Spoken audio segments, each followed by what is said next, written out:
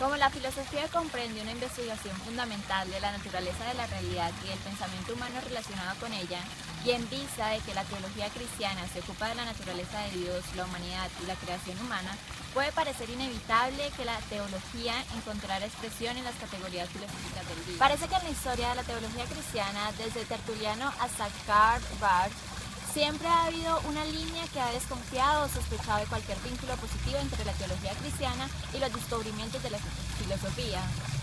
No obstante, aunque los teólogos cristianos tienen razón de cuestionar cualquier cosa que pudiera dañar o comparar el carácter distintivo de la fe, y aun cuando a veces los esfuerzos de los filósofos se han inclinado hacia tales compromisos, no hay nada intrínseco en la filosofía que vaya en contra de la fe cristiana, y hay mucho que le puede resultar de beneficio. Aún aquellos que vituperan la filosofía pueden hallarse haciendo uso de algunos de sus conceptos en la teología sistemática. Desde un principio se ha exhortado a los cristianos a dar razón de la esperanza que hay en ellos y distinguir la verdad relevada de la herejía. Y se ha visto que han usado un lenguaje de pensadores no cristianos y aún haciendo apelación a sus percepciones. Si la Iglesia no ha de limitarse a estas actividades, a una recepción literal de un paisaje de la Sagrada Escritura, invariablemente se verá obligada a adoptar y adaptar formas de pensamientos filosóficos actuales, con el fin de investigar más profundamente o explicar algún aspecto de la fe.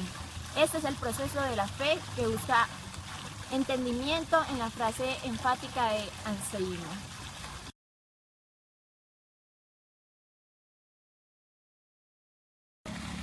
La filosofía es un término derivado del griego que significa amor por la sabiduría.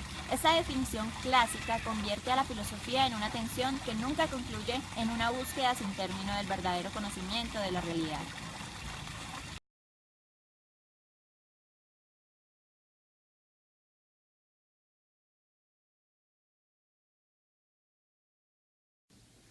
Aportes de la filosofía en la modernidad. El comienzo de la modernidad con Descartes en el siglo XVII comienza la filosofía moderna. La nueva etapa del pensamiento que Descartes inaugura se caracteriza por la autonomía absoluta de la filosofía y de la razón frente a las autoridades religiosas o civiles tradicionales. A partir de ahora, la razón no se sentirá sometida a otra autoridad distinta de ella misma. La razón se considera el juez supremo a quien corresponde determinar lo verdadero y conveniente en el conocimiento, en la vida política y en la moral. Matemáticas, geometría ejemplifican ahora el ideal del nuevo saber a fomentar.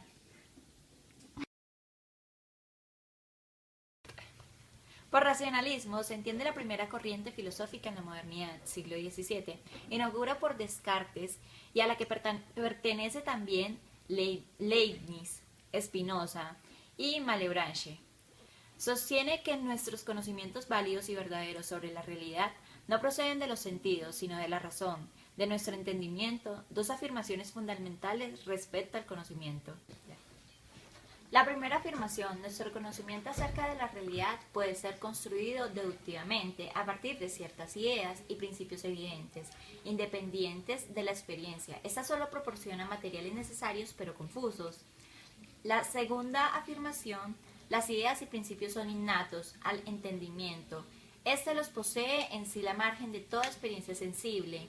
A este se llama innatismo. Hay ideas innatas connaturales al entendimiento que no son generalizaciones a partir de la experiencia sensible. El racionalismo se opone al empirismo. La respuesta surgida es en el siglo XVIII al racionalismo del siglo XVII. Principales representantes, Lukács, Berkeley y Hume, mantienen que todos nuestros conocimientos proceden en el último término de los sentidos de la experiencia sensible. El objetivo de Descartes, el logro de la verdad filosófica mediante el uso de la razón, la búsqueda de la verdad, intentaba desarrollar un sistema de proposiciones verdaderas en el que no se diese por supuesto nada que no fuera evidente por sí mismo e indudable. Todo el edificio debía reposar sobre un fundamento seguro, de forma que el sistema fuera impermeable a los ataques corrosivos del escepticismo. Su concepción de la filosofía. Filosofía significa el estudio de la sabiduría y por sabiduría. Entiendo no solamente la prudencia en la acción, sino también un conocimiento perfecto de todas las cosas que el hombre puede conocer, tanto para orientar su vida y conservar su salud como la invasión de todas las artes. Filosofía incluida en Descartes, no solo la metafísica, sino también la física o la filosofía natural. El tronco del árbol de las ciencias, de la que se derivan la medicina, la mecánica y la moral. Por moral, entendido la más alta y más perfecta ciencia moral, que presuponiendo un conocimiento completo de las demás ciencias, es el último grado de la sabiduría. Reconoce un gran valor práctico a la filosofía. Cree que debe abrir a cada uno el camino por el que pueda encontrar en sí mismo, y sin tomarlo de otro, todo el conocimiento que le es esencial para su dirección, para la dirección de la vida, pero nunca elaboró una ciencia moral sistemática de acuerdo con su propio plan. Rasgos de la filosofía. La filosofía es una forma de conocimiento que pretende ofrecer explicaciones de los temas que analiza empleando la razón y los argumentos racionales.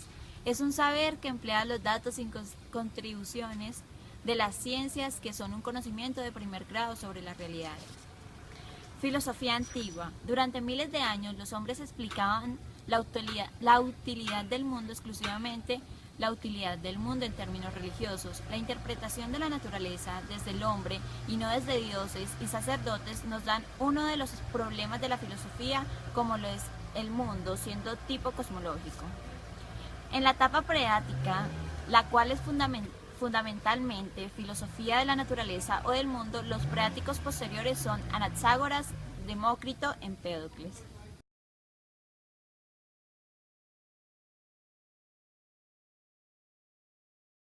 La filosofía griega se inaugura la razón como un instrumento para la búsqueda de la verdad, siembra en los principios de la ciencia moderna.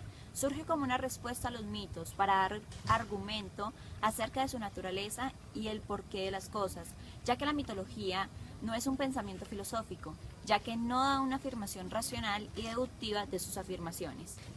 Tales de Mileto fue el fundador de la filosofía griega y está considerado como uno de los 7 sabios de Grecia. Llegó a ser famoso por sus conocimientos de astronomía.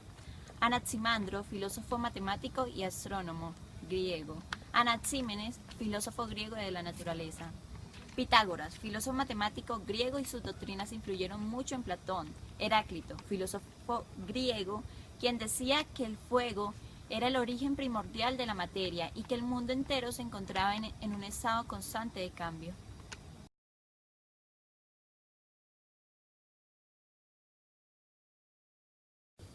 Las ramas de la filosofía. Está la teórica y está la práctica. En la teórica está ontología, cosmología, psicología filosófica, antropología, teología natural y gnoseología. En la práctica está lógica, ética y estética. Metafísica. Comprende el estudio de los orígenes y las causas de todas las cosas. Ontología. Se ocupa del ser, que es de cómo existen las cosas. Lógica. Principios y formas adecuadas del saber. Ética. Cuestiona cuál es la mejor forma de vivir. Estética. Preocupaciones, belleza, arte y sensibilidad. Epistemología. Define el saber, sus fuentes, criterios de verdad, tipos de saber.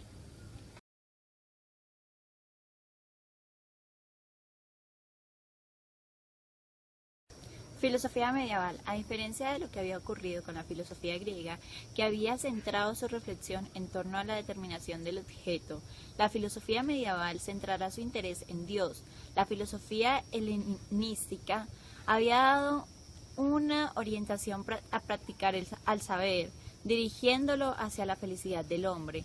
Es el caso del estoicismo y del epicureísmo, que habían colocado a la ética en el vértice del saber.